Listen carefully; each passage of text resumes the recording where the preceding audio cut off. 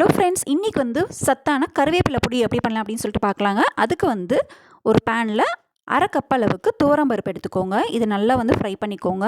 இது கூடவே வந்து 1/4 கப் அளவுக்கு கடலைப்பருப்பு போட்டுக்கோங்க. நல்லா டேஸ்ட்டாக இருக்கும்.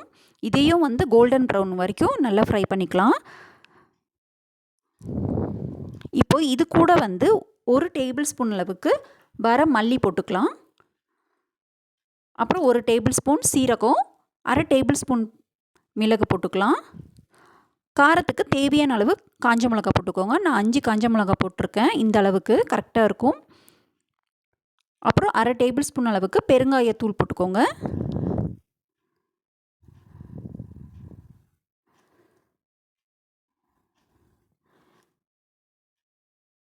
அப்புறம் இதுக்கு தேவையான அளவு உப்பு போட்டுக்கோங்க. நான் கல் உப்பு தான் யூஸ் பண்ணியிருக்கேன். இப்போ இது எல்லாமே வந்து ஒரு தட்டில் போட்டுக்கோங்க. இப்போ அதே பேனில் ஒரு அரை டேபிள் ஸ்பூன் அளவுக்கு எண்ணெய் விட்டுக்கோங்க. எண்ணெய் காஞ்சதும் ஒரு 4-5 பல்லு பூண்டு வந்து போட்டுக்கோங்க. நான் குட்டி குட்டியாக இந்த மாதிரி கட் பண்ணிட்டேன். இதை லைட்டாக வந்து ஃப்ரை பண்ணிக்கோங்க. பூண்டு போட்டிங்கன்னா நல்லா வந்து டேஸ்ட்டாக இருக்கும் நமக்கு.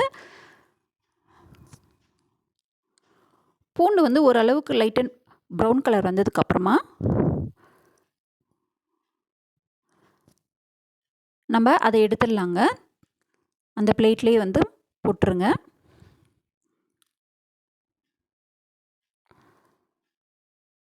இப்போது ஃப்ரெஷ்ஷான கருவேப்பிலை நான் வந்து ஒரு 4 கப் அளவுக்கு எடுத்திருக்கேன்.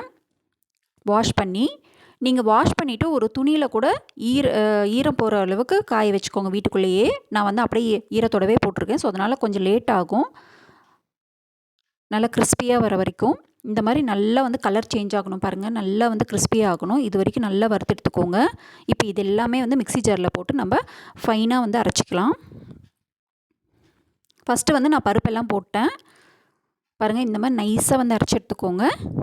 இப்போது கருவேப்பிலை அதிலே போட்டேன். இதையும் வந்து எல்லாமே சேர்த்து கொஞ்சம் கொஞ்சமாக அரைச்சி எடுத்துக்கலாம். லாஸ்ட்டாக கருவேப்பிலை பொடி வந்து ரெடி ஆயிடுச்சுங்க.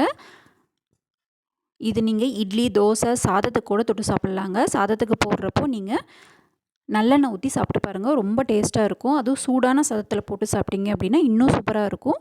நமக்கு ஹெல்த்தியாகவும் இருக்கும். கண்டிப்பாக வந்து ட்ரை பண்ணி பாருங்கள். நன்றி, வணக்கம்.